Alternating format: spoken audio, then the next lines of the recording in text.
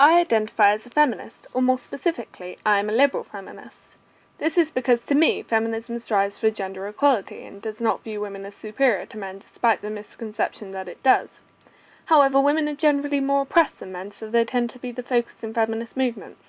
On top of this, my feminism is intersectional, meaning that it includes all kinds of women, not just white heterosexual women in Western society.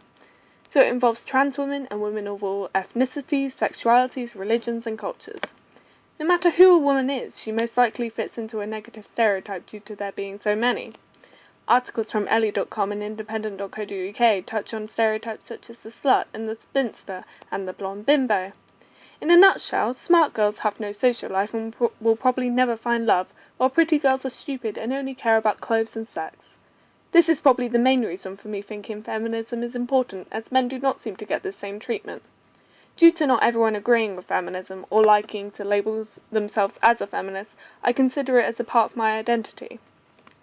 I came across this idea in late 2012/early 2013 on a blogging website called Tumblr. As I was only about 13 or 14 years old, I was heavily influenced by these views and opinions that were being presented to me as the correct way to think. This can be known as secondary socialization because it is through the media that I learned these different ways for how I should act and behave in society when it comes to particular topics. I now know to keep an open mind and hold back negative judgment when approaching these issues, and to not dismiss them as irrelevant before I truly understand it. At the age of 17, I continued to be kept up to date with both Tumblr and Twitter due to the views of society constantly evolving. I adapt my thoughts and opinions to cater for newer issues that face modern-day society, such as the recent larger focus on transgender people. Since it has been brought to my attention, I have learnt to accept these people when before I would laugh at jokes at their expense. Nevertheless, I have now formed some of my own opinions so that I do not blindly believe everything I read on the internet. This development has practically altered my personality since I now have different values. When it comes to me as a feminist, I can refer to Roger's concentric circle. This part of my identity used to be a part of my core self, but as I have grown more passionate throughout the years, it has reached my private self. I will tell my close friends and discuss it with them as they have begun sharing these views too, but it has yet to reach my public self. My fear of being disliked and judged is still stronger than how I feel about feminism, so I do not choose to directly talk about it on Twitter or Facebook where people on there know me. This links into the Johari window, because being a feminist used to be known to me and not to others, while now it is still known to me, but also much more known to others too.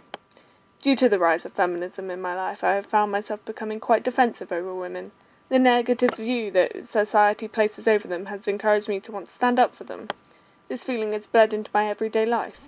I watch a lot of fictional TV shows, but now I tend to watch them through the eyes of a feminist, so I have more requirement for what I watch. So I now prefer shows with either a strong female lead or a variety of female characters.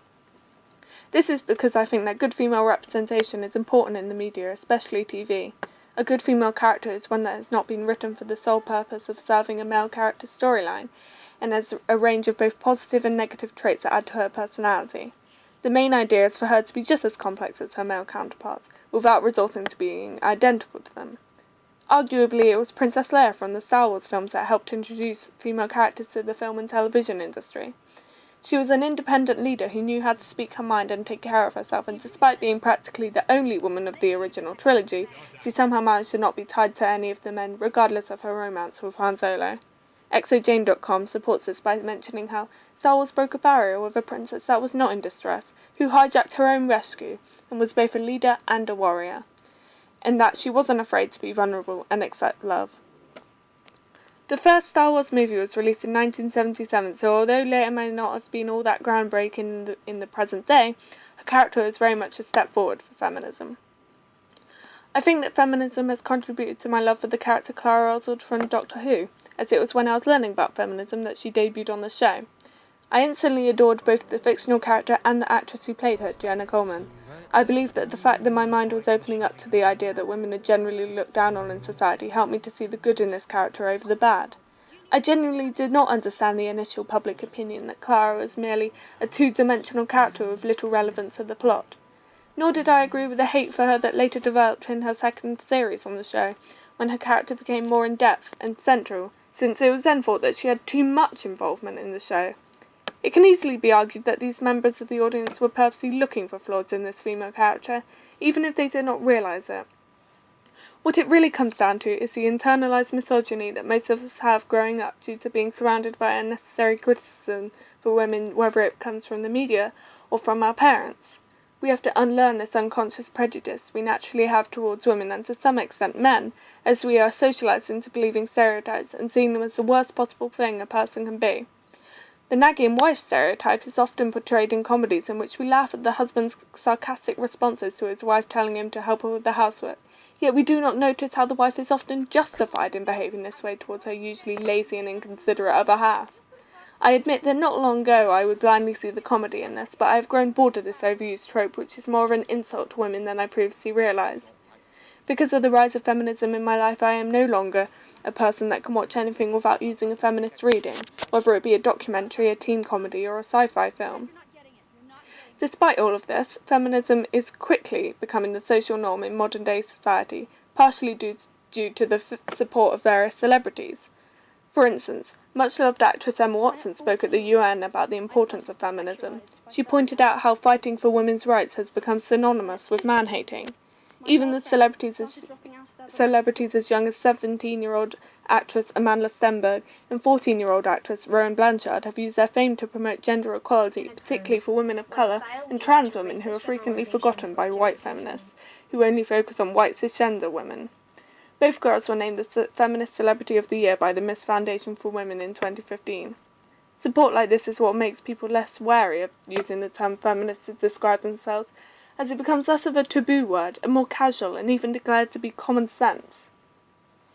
This contributes to the change in connotations that surround feminism. So when someone calls themselves a feminist, most of us no longer decode that they must be a radical man-hating lesbian. Now in modern-day Western society, the word feminist signifies that the person in question is an open-minded individual who understands the issues involving gender today and care enough about it to want it to change for the better. I have gone through the process myself of learning about feminism and what it really means, and the ultimate importance of it in the grand scale of things. Due to this, I am now more confident with speaking about gender inequality, and my firm belief in the significance of it is what makes me a feminist. This development of my identity proves that John Fiske is correct. Self is a process, as our views on ourselves and others continuously evolve and change. I have rid myself of most of my internalised misogyny, and due to this I can now look at women with a new modern perspective. I can perceive them in the same way that people have been perceiving men for decades, with the goal of gender equality. Therefore, everything I have mentioned in this video may no longer apply to me in a few years' time, or it may have changed in some ways. I doubt I will ever reach a point where my views and opinions stop being altered through resocialisation from the media and those around me.